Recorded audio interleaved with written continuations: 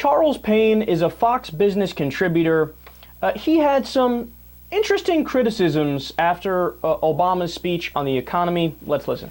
In my mind, and I hate to say this, but I think President Obama would love to see civil unrest in his country, very much like the Arab Spring. He wants to see it? I think so. I think what he's trying to do is sort of spark this revolution against the wealthy, against the 1% who are holding us back, who are hoarding this money. You know, the Democrats, and the president used this in his speech yesterday, talk about the top 1% and how much wealth they controlled in 1979 and how much they control now, saying it's quadrupled, as if it's the same group of people who've been greedy with money and greedy with opportunity. You know who it is? It's a kid like Lebron James who's born in the bottom 1%, and now he's not only at the top 1%, but his salary skews that 1% to make it look 400% better. What that number shows is the opportunities of America, not the bad part of America, the good part of America.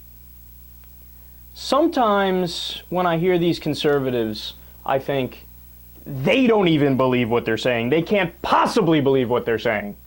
So he says Obama wants civil unrest. Here's a question. Why?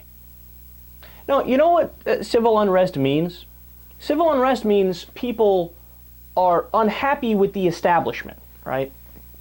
I got news for you. Obama is the establishment. He's the president. So you're saying Obama wants people to be unhappy with him? But you can't possibly believe that, right? So Obama, when Obama leaves office, right, you want him to walk away saying, oh, you know, I did many things while I was in power, but at least I left people in a state of civil unrest. No, he obviously wants to be loved, and he wants to have a positive record. Why would the person who's the head of the establishment and the status quo say, yes, I would like people to be angry at the establishment and the status quo?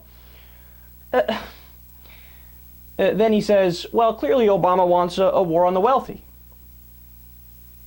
Here's a question. So why didn't he do it? I don't know if you know this. He's the president. If he wanted a war on the wealthy, he could have just waged a war on the wealthy.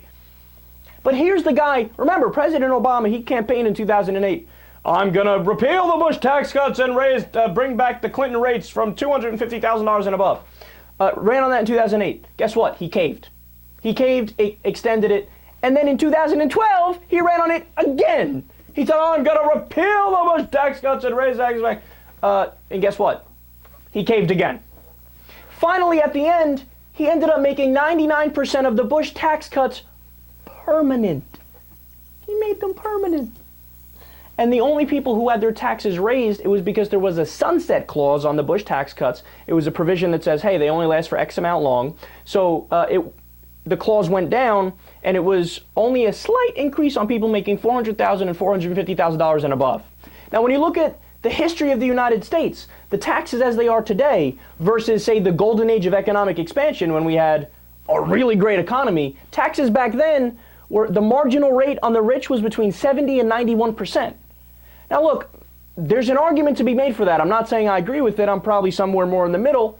But that would be more of a war on the wealthy, whereas Obama, not at all a war on the wealthy. In fact, Obama's relatively conservative when it comes to taxes. He goes very easy on the wealthy. I don't know where they come up with their stuff. Oh, he wants a war on the wealthy. Why? But see, in their mind, they just think, well, he's a Democrat. Democrats equal higher taxes on the rich, so they want to wage a war on the wealthy.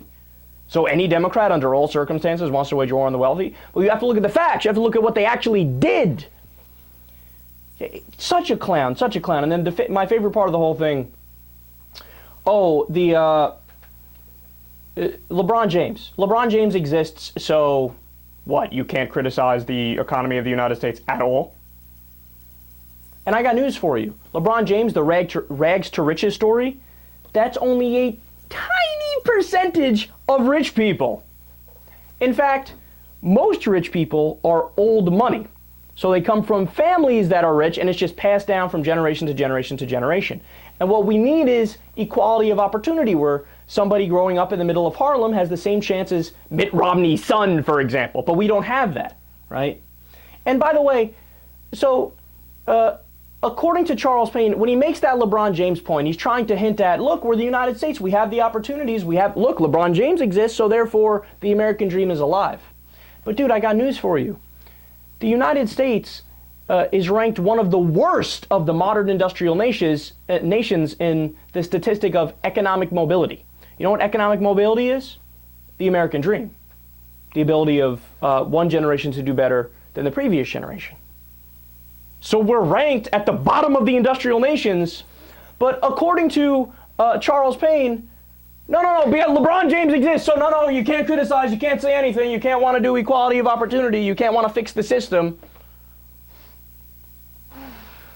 How people with that much hollow reasoning become political pundits and economic analysts is beyond me. Pathetic, to say the least.